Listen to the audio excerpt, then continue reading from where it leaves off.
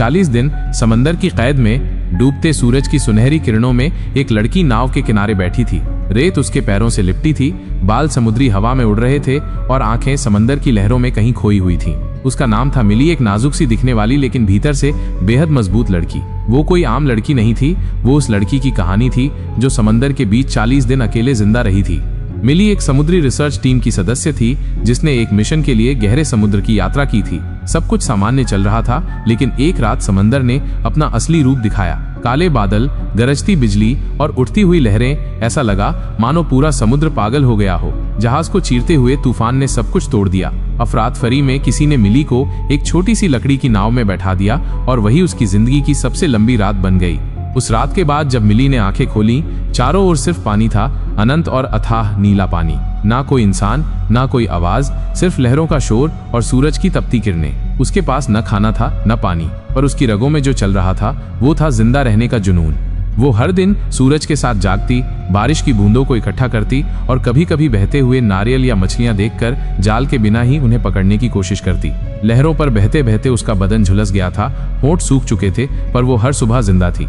17वें दिन दूर उसे कुछ पेड़ दिखाई दिए। एक छोटी सी उम्मीद लिए उसने अपनी टूटी नाव को उसी दिशा में खींचा और किसी तरह तैरती हुई वहां पहुंची। वो एक वीरान टापू था। वहां ना कोई इंसान था, ना कोई मदद, सिर्फ जंगली पक्षी, ऊंचे पेड़ और एक डरावनी सी खामोशी। उसने पेड़ों की छांव में पत्तों की झोपड़ी बनाई, लकड़ियों से आग जलाई और खुद को जीवित रखने के लिए जंगली फल खाना शुरू किया।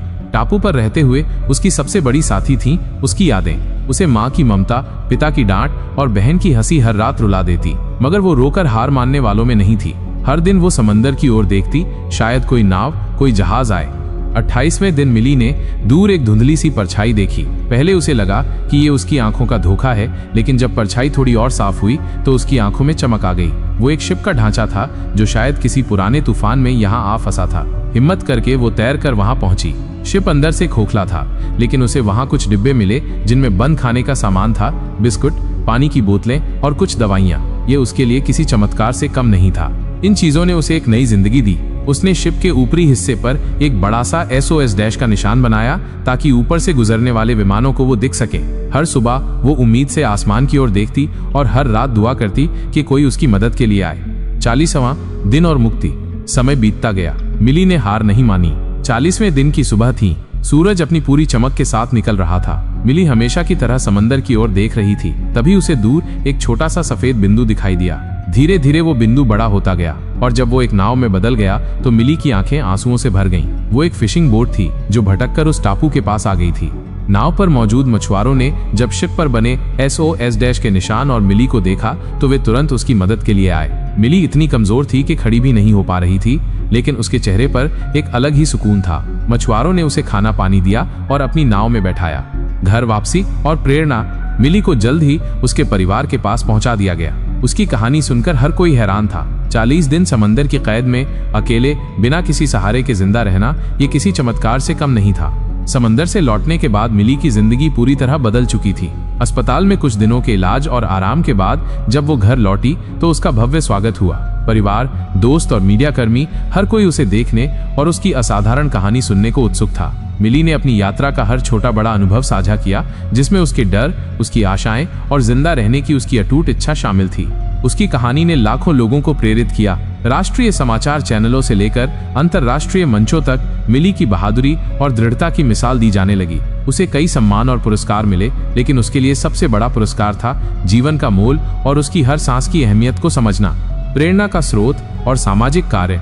मिली ने अपनी इस असाधारण यात्रा को केवल एक व्यक्तिगत अनुभव तक सीमित नहीं रखा, उसने इसे एक उद्देश्य में बदल दिया। उसने समुद्री बचाव अभियानों में सुधार और समुद्री यात्रियों की सुरक्षा के लिए एक अभियान शुरू किया। उसने एक गैर लाभकारी संस्था NGO की स्थापना की जिसका नाम था आशा की किरण, रे ऑफ होप। ये संस्था उन लोगों की मदद करती थी जो समुद्र में खो जाते थे या मुश्किल में फंस जाते थे। आशा की किरण ने अत्याधुनिक बचाव तकनीकों के बारे में जागरूकता फैलाई, आपातकालीन किट बांटना शुरू किया और समुद्री सुरक्षा पर कार्यशालाएं आयोजित की। मिली खुद इन कार्यशालाओं में भाग लेती थी और अपनी कहानी सुनाकर लोगों को प्रेरित करती थी। उसने जोर दिया कि कैसे शांत मन और अटूट विश्वास किसी भी आपदा का सामना करने में मदद कर सकता है। विरासत और भविष्य। आज मिली केवल एक जीवित बची हुई महिला नहीं है, बल्कि अदम्य साहस और दृढ़ता का प्रतीक है। उसकी कहानी को किताबों में लिखा गया है, डॉक्यूमेंट्री फिल्में बनी हैं और ये आज भी स्कूल के बच्चों को पढ़ाई जाती है। मिली ने साबित किया कि विपरीत परिस्थितियों में भी मानव आत्मा में अद्भुत क्षमताएं होती हैं। वह अब भी सक्रिय रूप से समुद्री जीवन के संरक्षण और समुद्री पारिस्थितिकी तंत्र की रक्षा के लिए काम करती है। उसका मानना है कि जिस समंदर ने उसे 40 दिनों तक अपनी कैद में रखा था, उसने उसे जीवन का सबसे महत्वपूर्ण पाठ सिखाया। वह समंदर को अपना दूसरा घर मानती है और उसकी रक्षा करना अपना कर्तव्य समझती है। मिली की कहानी एक शाश्वत रिमाइंडर है कि जीवन के सबसे अंधेरे क्षणों में भी आशा की एक छोटी सी किरण सबसे बड़े तूफानों को भी पार करने की शक्ति दे सकती है। मिली ने अपनी इस यात्रा से सीखा कि इंसान के अंदर जीने की इच्छा सबसे बड़ी ताकत होती है। आज वो एक प्रेरणा है, एक ऐसी कहानी जो बताती है कि अगर इरादे मजबूत हों तो कोई भी मुश्किल आपको हरा नहीं सकती। मिली अब समुद्री जीवन के संरक्षण और समुद्री यात्रा करने वालों की सुरक्षा के लिए काम करती है। उसकी कहानी बताती है कि कभी कभी सबसे बड़े तूफान आपको वो ताकत देते हैं जिसके बारे में आपने कभी सोचा भी नहीं होता। अगर आपको हमारी कहानी अच्छी लगी हो तो हमारे चैनल को लाइक, कमेंट और सब्सक्राइब कर लें ताकि हमारी कहानी आपके पास सबसे पहले पहुंचे।